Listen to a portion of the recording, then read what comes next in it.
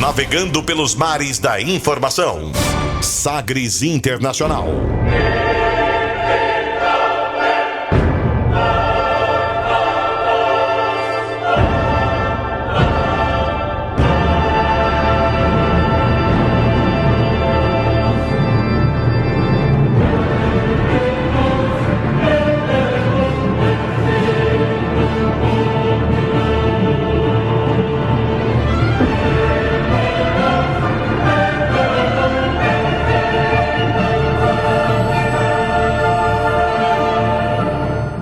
Many Japanese people are deeply worried that there will be a rise in infections.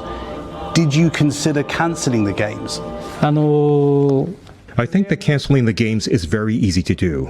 But Japan made the bid and was awarded to be the host country. And as the nation hosting the games, I believe we must fulfill our obligation to the rest of the world. There's a huge weight on your shoulders. Your political career perhaps depends on these games. Are the Olympics worth it? Over 4 billion people across the world will be watching these Olympic Games. In that context, overcoming the hardship of the coronavirus and to be able to hold the Games, I think there is real value in that.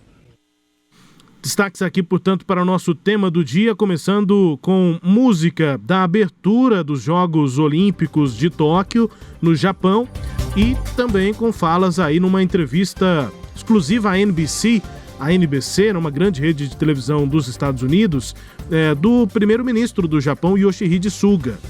E aí a gente viu dublado, né, em inglês, poucos trechos ali realmente da voz do Yoshihide Suga, como a gente gosta aqui no Sagres Internacional, porque foi assim que a NBC divulgou a entrevista para os Estados Unidos. Foi a primeira entrevista, a primeira conversa do Yoshihide Suga como primeiro-ministro, é um político já conhecido no Japão, mas como primeiro-ministro para fora, para o Ocidente ou principalmente para os Estados Unidos, mas para uma grande rede de televisão ocidental. Primeira vez, exatamente por conta das Olimpíadas. A gente ouviu aí palavras do Yoshihide Suga na tradução já em inglês, a gente traduz, abre aspas, para ele. Primeiro, o repórter da NBC pergunta: muitos japoneses estão profundamente preocupados que eles serão afetados por aumento nas infecções.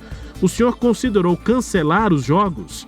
E aí o primeiro-ministro responde, abre aspas, acho que cancelar os jogos seria muito fácil, mas o Japão fez essa oferta para sediar as Olimpíadas e foi recompensado ao ser o país sede. E como país sede, acredito que nós temos de cumprir nossa obrigação com o resto do mundo, fecha aspas. Aí o repórter replica, é um grande peso nos seus ombros. Sua carreira política talvez dependa desses jogos.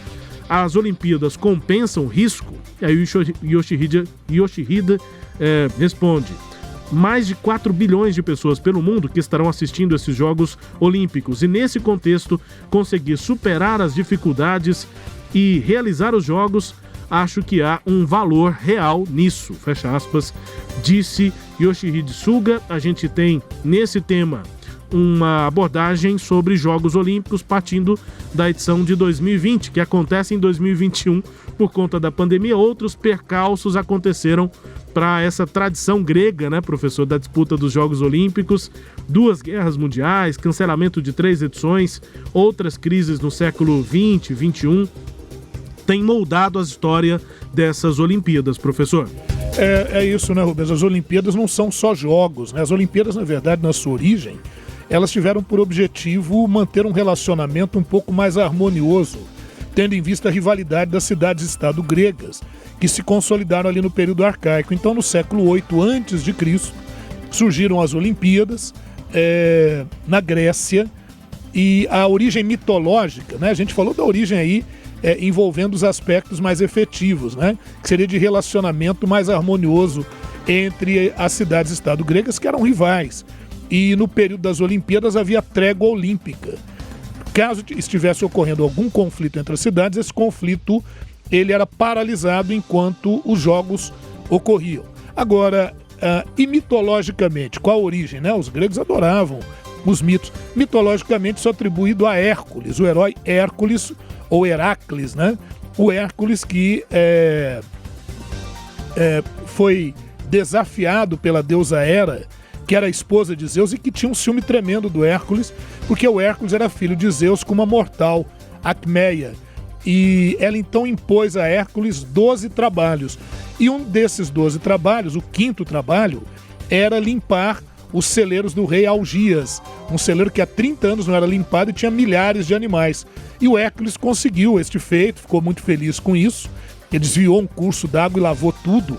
E para comemorar, ele resolveu ali, ao pé do Monte Olimpo, na cidade de Olímpia, iniciar um torneio esportivo. E ali teriam surgido as Olimpíadas, os Jogos Olímpicos, que vão durar até 393 depois de Cristo. Veja que a Grécia passou pelo domínio macedônico, a tradição olímpica continuou, passou pelo domínio romano, a tradição olímpica continuou. Só que no Baixo Império Romano, quem diria, né? O Estado romano, que sempre perseguiu o cristianismo, aliás, só para lembrar, o Estado romano não costumava perseguir a religião de outros povos. Como exceção, perseguiu o judaísmo e o cristianismo, principalmente pelo seu caráter monoteísta. Mas no Baixo Império Romano, tendo em vista a crise, alguns imperadores romanos começaram a aderir ao cristianismo. E um deles foi o imperador Teodósio. E o imperador Teodósio, influenciado por um monge cristão, pelo bispo de Milão, o bispo Ambrósio, ele não só oficializou o cristianismo, quer dizer, o cristianismo se tornou religião oficial do Estado romano, é o que vai dar origem à Igreja Católica Apostólica Romana, como ele também proibiu em 393 os Jogos Olímpicos. Então, olha bem a questão religiosa, a questão política e os Jogos Olímpicos proibidos em 393 depois de Cristo pelo imperador Teodósio. Eu diria que isso marca o fim dos Jogos Olímpicos clássicos, tradicionais da antiguidade. E por que ele proibiu, né? Vão me perguntar. Ele proibiu os Jogos Olímpicos porque era um culto aos deuses pagãos gregos. E aí o cristianismo não queria adotar outras divindades que não a divindade cristã. Então, eliminou-se aí nesse quadro. E a recuperação disso? Quando é que são recuperadas as chamadas Olimpíadas Modernas? Pelo o barão de Coubertin, né? O suíço pedagogo, o Monsieur Pierre Frédy, mais conhecido como Barão de Coubertin, que queria trazer para a juventude a juventude inclusive internacional, essa ideia do desporto como elemento de agregar povos, de agregar nações, principalmente num contexto do século XIX, em que estavam ocorrendo disputas imperialistas, isso sempre anunciava algum conflito. Ele entendia que os Jogos, a retomada dos Jogos Olímpicos, seria uma solução importante. E depois, em 1913, o Coubertin, as primeiras Olimpíadas são em 1896, em Atenas, na Grécia. Claro, teria que ser lá para retomar aquela tradição, né? E o Coubertin depois cria, em 1913, a bandeira olímpica, com aqueles anéis, né? O anel azul representando a Europa, o amarelo representando a Ásia, o preto representando a África, o verde a Oceania e o vermelho a América, né? Com o fundo branco ali normalmente, um sentido de paz, de harmonia entre os povos. Apesar dele ter criado em 1913 a bandeira, só em 1920, na Olimpíada de Antuérpia, na Bélgica, ela estreou. Então veja, o ano passado, Rubens, a bandeira olímpica completou 100 anos. E foi justamente nessa Olimpíada em Antuérpia que o Brasil participou pela primeira vez das Olimpíadas, então nós estamos completando também 100 anos da participação do Brasil em Jogos Olímpicos. Interessante história aqui, portanto, dos Jogos Olímpicos, desde a sua tradição grega e também nesta edição de 2021 em Tóquio, no Japão. E a gente vai para um próximo momento desse tema ouvindo música exatamente do Japão.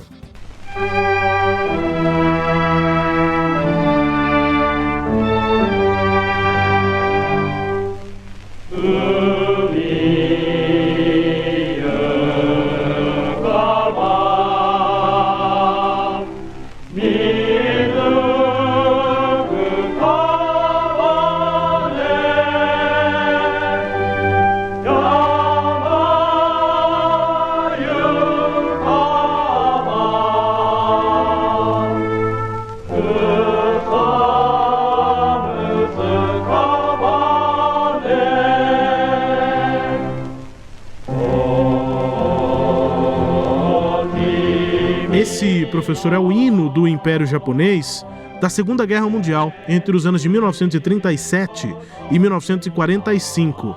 É a Umi Yukaba. É o hino, né, do Império Japonês, mas não é dessa época. É uma origem longa, antiga dessa composição. A Umi Yukaba é uma canção japonesa cuja letra é baseada num poema. Foi escrito pelo Otomo de Yakomoshi, uma antologia da poesia japonesa do século VIII, musicada para esse período de 37 a 45, Segunda Guerra Mundial, pelo Kiyoshi Nobutoki.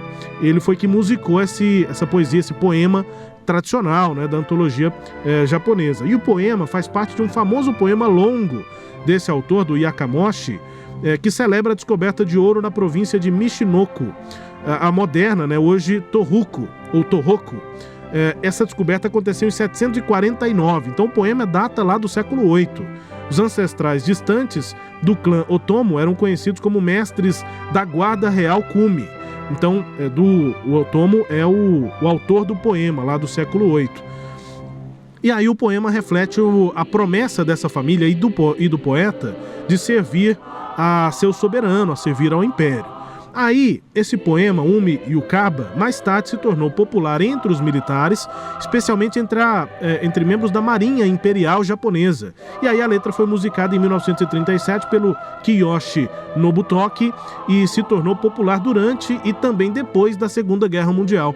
Depois que o Japão se rendeu em 45, na Segunda Guerra Mundial, Umi Yukaba e outras gunka, né, outras músicas, foram proibidas pelas forças de ocupação aliadas depois da Segunda Guerra. E aí, com o fim da ocupação aliada no Japão, a música hoje em dia e desde então, né, tem sido amplamente tocada nos círculos militares do Japão, especialmente, né, as apresentações da Força de Autodefesa Marítima do Japão. Então é um hino da Segunda Guerra Mundial, foi proibida ali depois da Segunda Guerra, mas que hoje em dia é uma música muito importante para os militares, principalmente para a Marinha japonesa. E eu estou com essa música, a gente está acompanhando essa música do Japão, para falar sobre eventos como a Segunda Guerra Mundial que afetaram a realização dos Jogos Olímpicos, professor. É isso aí, Rubens. Os Jogos Olímpicos, eles também são marcados por guerras, por conflitos diplomáticos, disputas políticas e até por atentado terrorista. Mas nós vamos falar nesse primeiro momento aqui sobre o cancelamento de Olimpíadas em função da Primeira Guerra Mundial e dos eventos que conduziram à Segunda Guerra Mundial. Então, na verdade, foram 3 Olimpíadas canceladas, né?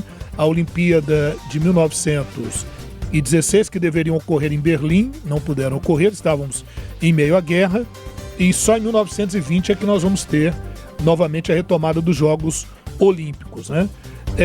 Em 1916, os Jogos que deveriam ocorrer em Berlim, eles não puderam ocorrer. A guerra começou em 14, até tinha esperança de que em 2 anos a guerra acabaria. A Primeira Guerra Mundial teve essa característica. Achou-se que seria uma guerra rápida, de semanas e tal, e não foi o que aconteceu. A guerra acabou se arrastando, vai até 1912, e aí o COI ainda tentou, vamos ver, quem sabe dá para fazer. Vai até 1917. E 18. Em novembro de 18 é que a guerra acaba mesmo. E isso obrigou o COI realmente a cancelar o evento. Aí depois, no fim da guerra, a sede escolhida foi a cidade de Antuérpia, na Bélgica. E foi para lá que o Brasil levou pela primeira vez uma delegação de atletas e conquistou 3 medalhas no tiro. Né? O Guilherme Paraense. Inclusive as armas dele foram roubadas durante a viagem. Que coisa. Ele teve que usar armas emprestadas do competidor americano. Que situação. Mas era bom de tiro o homem, não era fraco não. Tá parecendo o evento acho que foi em Atenas, né? Que as varas da Malremagem sumiram, né? Isso. E ela teve que competir. Foi chato aquilo, né? Foi terrível. Exato. Né? Bom, enfim. E também foi lá que pela primeira vez foi hasteada a bandeira olímpica criada pelo Barão de Coubertin. A Alemanha, a Áustria, a Hungria não puderam participar, né? Nações não gratas, porque foram consideradas responsáveis pela guerra. Então não houve a participação desses países, né? A Alemanha lá do Segundo Reich, considerada a grande responsável pela Primeira Guerra Mundial. Aí depois a gente tem o período entre guerras, que é aquele período que vai de 1919 a 1939, quando vai começar a Segunda Guerra Mundial. Então, durante esse período entre guerras, em 1932, o Japão foi o primeiro país asiático eleito para receber os Jogos Olímpicos, em 32. Só que aí o Japão, naquele seu processo expansionista, principalmente sobre a China, o Japão, em 38, ele invade a China. Então, os Jogos de Tóquio, tanto os Jogos de Inverno como os Jogos de Verão, que estavam marcados para 1940, a escolha foi em 32 para acontecer em 40. Não puderam acontecer por dois motivos. A Guerra Sino-Japonesa, que começou em 37, quando o Japão invadiu a Manchúria, território da China, e aí começou a Guerra Sino-Japonesa, que vai até 45. E depois, Rubens, quando se pensou em transferir para outro lugar, o mundo também já estava na Segunda Guerra Mundial. O Adolf Hitler invadiu a Polônia em 39, de 39 a 45 nós tivemos a Segunda Guerra Mundial, então não foi possível, o COI viu que era impossível que houvesse não só a Olimpíada de 40, como também a Olimpíada de 1944. Então 2 Olimpíadas foram canceladas durante esse período, né? Os próximos Jogos Olímpicos só seriam possíveis em 1948, e aí a cidade escolhida foi Londres. Londres, que já tinha sediado a Olimpíada de 1908. E aí os primeiros jogos depois da Segunda Guerra Mundial, a 15ª edição, ocorreu lá em Londres, foram os primeiros jogos transmitidos pela televisão, e a Alemanha e o Japão não puderam participar, também considerados responsáveis, né, faziam parte do eixo, né, Alemanha, Itália e Japão. Sim. Só que a Alemanha e o Japão continuaram resistindo, e na Itália o governo do Mussolini foi derrubado, então a Itália foi, de certa forma, digamos assim, recuperada, né? Nessa edição dos Jogos, o Brasil ganhou apenas uma medalha de bronze. Foi a da seleção masculina de basquete. E eu vou te falar, viu, Rubens, de 20 até 48, o Brasil não ganhou medalha nas outras edições, não. Então ganhou apenas uma medalha de bronze. Foi no basquete masculino. Essa decisão pelo terceiro lugar foi contra o México. Ao placar, o Brasil venceu de 52 a 47. Você imagina a diferença de pontuação que é hoje, né? Sim. No basquete. E também foram nesses jogos, a gente já marcando o início da Guerra Fria, que nós tivemos a primeira deserção política. Alguém que se pediu asilo para não voltar para o seu país. Foi a Marie Provasknova, presidente da Federação de Ginástica da Tchecoslováquia, que se recusou a voltar para o seu país porque a Tchecoslováquia tinha aderido ao bloco soviético, à influência da União Soviética. A gente já vai adentrando aí os momentos da Guerra Fria. A África do Sul, aqui no nosso tema do dia, Prophets of the City, os profetas da cidade, né, com a música Never Again. E aí eles começam a música, inclusive, com esse trecho de discurso célebre, né, de Nelson Mandela, dizendo que nunca de novo haverá a imposição de um sobre o outro, enfim, lá na África do Sul, no regime do Apartheid. Um dos primeiros atos aí, nos primeiros grupos de hip hop sul-africano, o POC, né, como ficou conhecido, POC ou POC, Prophets of the City, usou a música para lutar contra a injustiça, né, lutar por justiça sobre o Apartheid. E aí, como resultado, a maioria das canções foi proibida nas rádios, nas TVs do país naquele momento, mas o impacto nunca foi alterado, né? Esse grupo sempre teve um impacto muito grande na sociedade sul-africana naquele período de luta contra o Apartheid. Puderam, inclusive, apresentar essa música, Never Again, Nunca de Novo, na posse de Nelson Mandela como primeiro presidente negro e democraticamente eleito na África do Sul. E aí é impossível esquecer esses versos que começam, inclusive depois desse discurso do Nelson Mandela, quando o vocalista ali diz excellent, até com uma certa... com muita ênfase ali, né, nas falas, né? Excellent, finally a black president.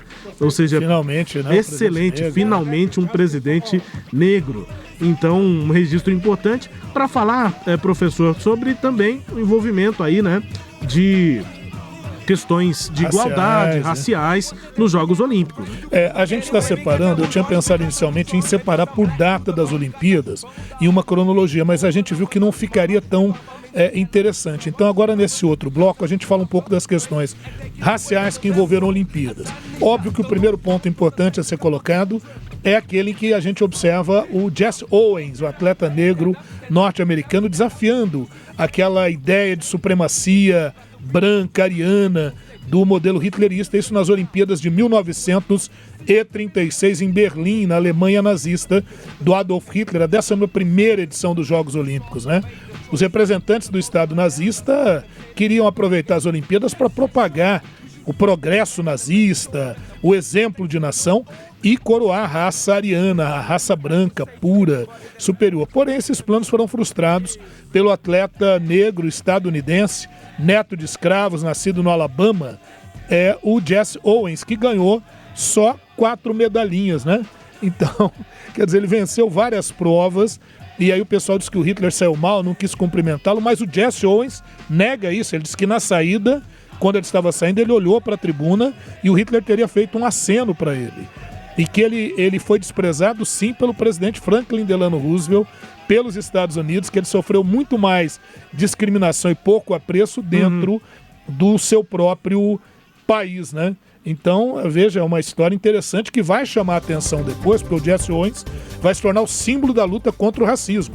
Então, nos movimentos lá dos anos 60, a figura dele é retomada, inclusive ao final de vida dele, que foi um final de vida já bastante complicado, né? Com dificuldades econômicas, com a saúde bem debilitada. Mas ficou aí para a história, né? Como símbolo da luta contra o racismo, o Jesse Owens faturou 4 medalhinhas lá na Alemanha e a superioridade ariana ficou meio abalada. Temos programa, né? Temos edição do Sagres Internacional. Para você que está nos acompanhando no YouTube, a gente está chegando agora.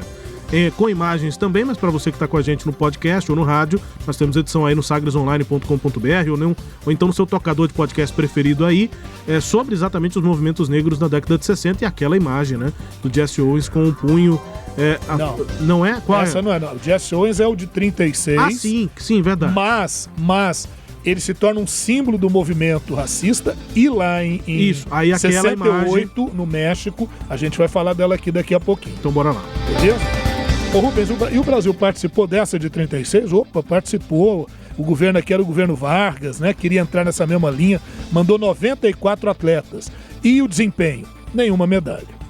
Bom, apesar das políticas de segregação racial na África do Sul, o Apartheid, o COI, né?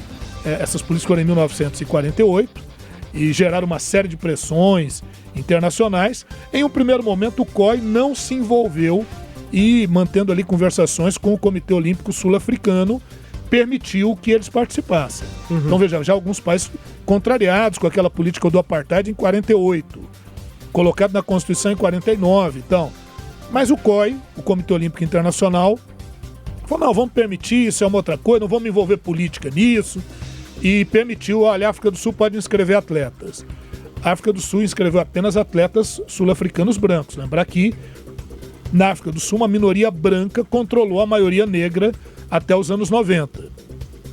Bom, só que aí o que acontece? Os jogos seriam realizados em Roma, em 1960, seria a 17ª edição, e a África do Sul mandou apenas atletas brancos, inscreveu apenas atletas brancos. Mas em março de 1960, lá na África do Sul, em março, ocorreu o massacre de Sharpeville contra negros que se manifestavam contra as discriminações raciais, as prisões arbitrárias, enfim. E 69 manifestantes negros foram mortos por repressão do governo. Então isso consolidava claramente a repressão do regime do Apartheid. Diante desse fato, a ONU, a Organização das Nações Unidas, estabeleceu sanções contra o governo sul-africano e isso pressionou o COI também a estabelecer sanções. E aí a África do Sul foi excluída dos Jogos de Roma e ficou suspensa até 1992. Olha o período, hein? Quer dizer, até que o Apartheid viesse a acabar. E o Brasil participou? O Brasil participou, ganhou 2 medalhas de bronze no basquete masculino e na natação masculina 100 metros livres. Bom, finalmente, falar da relação da questão racial das Olimpíadas de 1968 no México, o momento que o mundo ali está pegando fogo, né, com a questão racial, o movimento dos Panteras Negras nos Estados Unidos, o assassinato de Martin Luther King. Então, isso tudo chacoalhava ali o período, aquele momento, né? E, além disso, na França, em 68, né, como diz o Zuenir Ventura, escritor brasileiro, ele escreve o livro 1968, o ano que não terminou, né? Também Sim. Os movimentos em Paris, os movimentos de trabalhadores. Então, em abril de 68, nos Estados Unidos, a luta contra a segregação racial atingiu ponto crítico com o assassinato do líder negro Martin Luther King. Alguns chegaram a dizer que com a morte de Luther King, a América Branca declarava guerra à América Negra. Em maio, a França tinha os protestos estudantis e operários. Foi nesse cenário que 2 atletas afro-americanos, o Tom Smith, que ganhou medalha de ouro nos 200 metros rasos em 68, na Olimpíada do México, e o John Carlos, que ganhou a medalha de bronze nos 200 metros rasos, subiram ao pódio olímpico, e aí vem a surpresa. Eles, com o punho cerrado no alto, com símbolos africanos, um lenço representando a racialidade africana no Tom Smith, e no John Carlos ele vem com um colar cheio de miçangas coloridas, representando um pouco das religiões e da cultura afro nas Américas. Eles fazem um protesto, né? E são profundamente punidos pelo COI, foram expulsos dos Jogos, tiveram que abandonar o México, e quando chegaram nos Estados Unidos também não foram muito bem recebidos por parte da opinião pública. Na verdade, eles praticamente sepultaram, né, uma carreira de atletas. Mas em entrevistas posteriores, eles afirmam que valeu a pena, que esse ato foi muito importante e que seria sempre lembrado por uma questão tão nobre. E é verdade, né? Principalmente retomada agora com a questão do Life Black Matter, né? Black Lives Matter, que também é importante. Bom, e nessa edição o Brasil participou, ganhou 3 medalhas, uma de prata no salto triplo, uma de bronze no boxe peso mosca e uma de bronze no iatismo. Eu não estou colocando o nome dos atletas, ficaria muito longo, mas só para dar aquela ideia, o Brasil participou, quando, o que houve, para a gente colocar. É uma mancha na história do COI, né? Essa reação em relação ao protesto negro, porque hoje o discurso é o inverso, né? Não, agora nessas Olimpíadas do Japão é que o COI finalmente reviu alguns desses pontos de vista, dizendo, olha, pode haver protesto sim, mas desde que não seja contra direitos humanos e não seja nos momentos ali de maior visibilidade, né? Do pódio e tal. Só que agora estão dizendo o seguinte, e se o atleta fizer uma manifestação no pódio, o que vai ser feito, né? Será que o COI vai manter a posição de, por exemplo, um atleta que estivesse recebendo a medalha no pódio, não poder colocar um colar que represente a sua cultura? É isso. Esse é o questionamento agora. É complicado. O que tudo indica, o COI vai pegar bem leve nessas questões, viu? Mas a não ser que seja alguma coisa orientada. Algum governo orientando seus atletas para se manifestarem pró-governo, né? Dependendo da linha desse governo. Então, acho que isso vai estar assim em observação, sim. At this moment, 8 or 9 athletes of the Israeli team are being held prisoner. These guerrillas are a group called Black September. The commandos have automatic weapons on the hostages. A deal had been made. Now the Israelis have disappeared. Massive security forces in front of it. The Arabs look like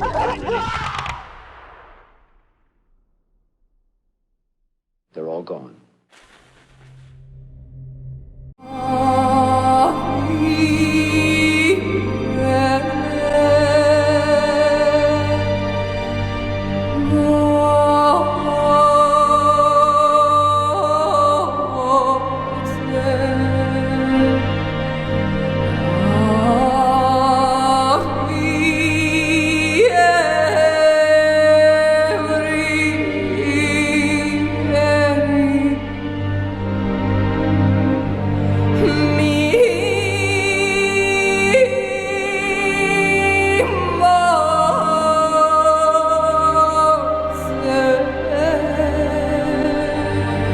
De filme é um negócio impressionante, né? Como a música toca, né?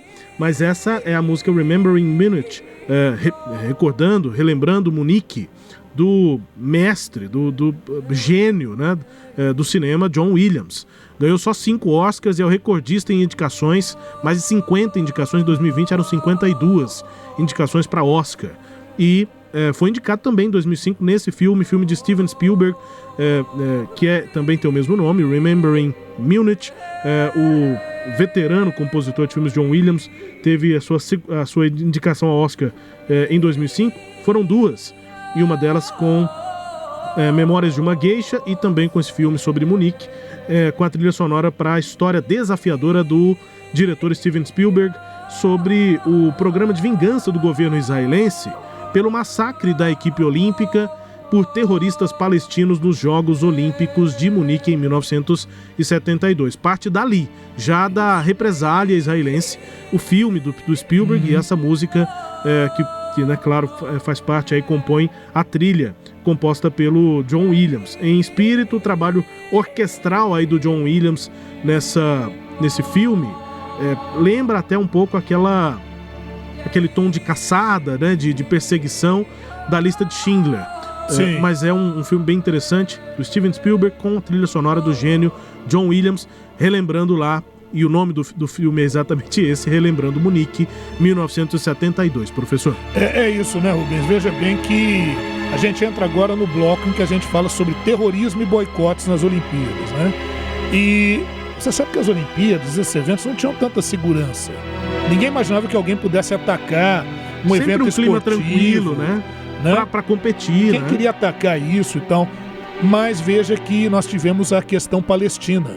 Com a formação do Estado de Israel em 48, os árabes palestinos que habitam ali a região começaram a se organizar e foram muito perseguidos pelo Estado israelense. Então alguns fugiram ali para o sul do Líbano, para a Jordânia. E lá na Jordânia, a Jordânia recebeu esses palestinos refugiados. Mas sabe quando você recebe aquele convidado que você não queria receber? Então eles se sentiram discriminados, eles causavam alguns problemas. Houve uma repressão em setembro a grupos de palestinos na Jordânia. E lá na Jordânia surgiu um grupo de palestinos radicais chamado Setembro Negro. E esse Setembro Negro teve uma ideia. Vamos até Munique, vamos invadir a Vila Olímpica, Olimpíadas de 72, em Munique, Alemanha. E vamos exigir a soltura de 200 presos políticos e fazer algumas outras exigências. Agora tem um problema. Israel não negocia com sequestradores, não adianta. Então eles ficaram isolados ali. E o governo alemão é que teve que dar um jeito. Era a época que a Alemanha ainda estava dividida, né, em duas Alemanhas, Guerra Fria e tal, Alemanha Oriental e Alemanha Ocidental, Munique lá na Alemanha Ocidental. O governo alemão falou, não, a gente não pode dar as condições todas que vocês querem, mas a gente pode dar um jeito de vocês saírem daqui. Vocês querem um helicóptero, um avião, para vocês saírem? A gente quer um helicóptero para nos levar até o aeroporto e de lá a gente pegar um avião. Só que a polícia de Munique tinha preparado uma emboscada. Só que quando os terroristas estão saindo dos helicópteros, atletas israelenses ainda dentro dos helicópteros. Um deles viu um brilho, provavelmente, de uma luneta. E ali todo mundo desconfiado. De um sniper, né? Sniper. Provavelmente, né? Aí eles já começaram a atirar, tiro para todo lado. E quando eles viram que iriam morrer, que a coisa não deu certo, esses terroristas pegaram granadas e jogaram dentro dos helicópteros onde estavam os atletas israelenses. Então foi um verdadeiro massacre, foi uma coisa brutal. Isso em 1972. 17 pessoas morreram, 6 treinadores, 5 atletas israelenses e 5 membros do Setembro Negro e um policial alemão morreu. E aí, Brasil participou dessa Olimpíada? Participou, ganhou 2 medalhas, bronze no salto triplo e bronze no judô meio pesado. Agora, e os boicotes, hein, Rubens? Bom, os boicotes. A primeira Olimpíada afetada por um boicote foi a de Melbourne, na Austrália, em 1956, a 16ª edição. O Egito, o Iraque e o Líbano desistiram de competir em função dos ataques israelenses ao Canal de Suez. Guerra do Suez, Segunda Guerra Árabe-Israelense. Já a Holanda e a Espanha também resolveram ficar fora, mas a justificativa foi a invasão soviética à Hungria, em protesto à invasão soviética à Hungria, também em 56. Nessa edição o Brasil participou, ganhou apenas uma medalha de ouro no salto triplo. Nas Olimpíadas de Montreal em 76, 21ª edição, um grupo de 32 países, dos quais 24 eram africanos, decidiu não participar do evento em protesto ao fato da emblemática seleção de rugby da Nova Zelândia, chamados de All Blacks, mas não tem nada a ver com o movimento Black. Era o ataque que eles realizavam, recebeu esse apelido.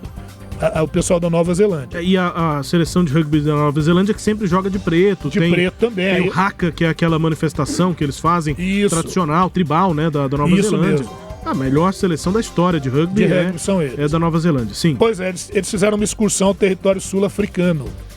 Confraternizaram com a minoria branca sul-africana. Países africanos reagiram em 76. 32 países, dos quais 24 eram africanos, não participaram. E lembrando que desde 1960 a África do Sul está suspensa dos Jogos, vai ficar até 92. Então teve isso. Nessa edição, o Brasil também participou, ganhou 2 medalhas de bronze, salto triplo e vela. Depois, agora a gente já começa ali o embate União Soviética e Estados Unidos, né? Jogos Olímpicos de Moscou, 1980, 22ª edição. Esse foi o que sofreu o maior entre todos os boicotes da história. Os Estados Unidos lideraram, Rubens, olha, 62 países, óbvio, todos capitalistas que se recusaram a participar da Olimpíada em protesto à invasão da União Soviética ao Afeganistão em 1979. O presidente dos Estados Unidos era o Jimmy Carter, né? Nessa edição o Brasil também participou, ganhou 4 medalhas, 2 de ouro no iatismo e 2 de bronze na natação. E nós tivemos o troco. Aí nós tivemos na edição seguinte as Olimpíadas de Los Angeles em 1984, a 23ª edição dos Jogos. Aí foi a vez da União Soviética, mas numa repercussão bem menor, né? Apenas 14 países ficaram de fora dos Jogos, alegando a falta de segurança, mas na verdade era uma retaliação ao fato do boicote norte-americano nas Olimpíadas de 80 em Moscou. O Brasil participou, 8 medalhas, já aumentou, né? Uma de ouro nos 800 metros rasos, 5 de prata, judô, natação, futebol masculino, vôlei masculino e iatismo, e 2 de bronze no judô. Nas Olimpíadas de Seul, Coreia do Sul em 88, 24º Jogos, Coreia do Norte não quis sediar algumas, ela quis sediar algumas das provas das Olimpíadas, mas o COI não aceitou, ela ficou magoadinha, se retirou e foi acompanhada por Cuba, Nicarágua, Etiópia, Madagascar e Ilhas Seychelles. Isso em 88. Nessa edição o Brasil ganhou 6 medalhas, 1 de ouro no judô, 2 de prata, futebol masculino, 2 de prata, né? Futebol masculino e 800 metros rasos e 3 de bronze. A partir de Barcelona 92 não houve mais boicote. Nós tivemos um boicote, nós tivemos um cancelamento da Iugoslávia, que estava se dissolvendo, se diluindo, e a participação com a bandeira olímpica de atletas da Bósnia, da Sérvia, da Croácia, nesse processo de diluição da Iugoslávia. É isso, Rubens. Em termos gerais, a gente tentou dar um apanhado, eu chamaria em uma questão assim mais prosaica de as tretas das Olimpíadas. E só para lembrar, nessas Olimpíadas de Tóquio não tem Rússia, né? A Rússia não tem bandeira, não tem, a nação russa não participa das A Rússia ela está suspensa até 2022 por doping, mas atletas russos podem participar sem bandeira, eles participam com a bandeira olímpica. Só para citar, nessas Olimpíadas, nessa edição de 2020, que acontece em Tóquio, nesse ano de 2021, Olimpíadas, e o que envolveu historicamente esse evento aqui no nosso tema do dia.